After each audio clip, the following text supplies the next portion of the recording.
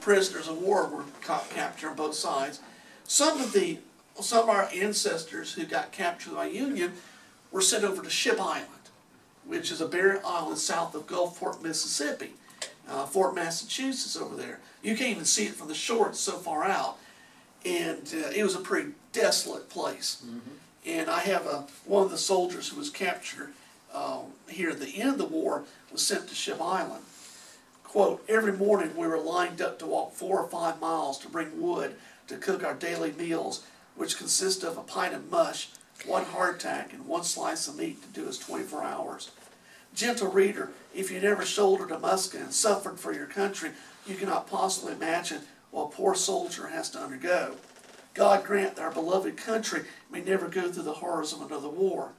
I remember the night the news reached Ship Island of the assassination of Abraham Lincoln. Any person who never witnessed the antagonism of a lot of hornets whose nest has been pelted by a naughty boy cannot imagine the effect that news had on the Negroes on guard. That night, a noble soldier belonging to a Texas company was shot through by a Negro guard while shaking his blanket in front of his tent. Dr. Malone of Bruton was called to examine him and said there was no chance for him to live.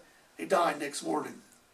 After 4 weeks' confinement on the island, we were placed on a steamship and sent to New Orleans, from which place we were sent to Vicksburg.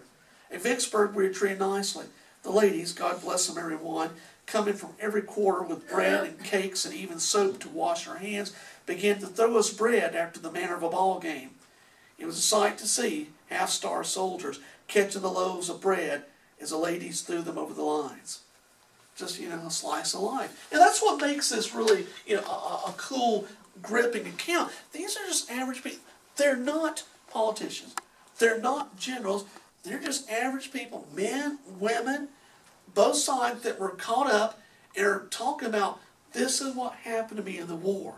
It's sort of the equivalent, reading it is sitting around listening to an old soldier tell about what it was like in the Civil War. And I think that's what this coolest thing. They are first-hand reminiscences of people survived a horrific tragedy where 618,000 Americans died in 4 years.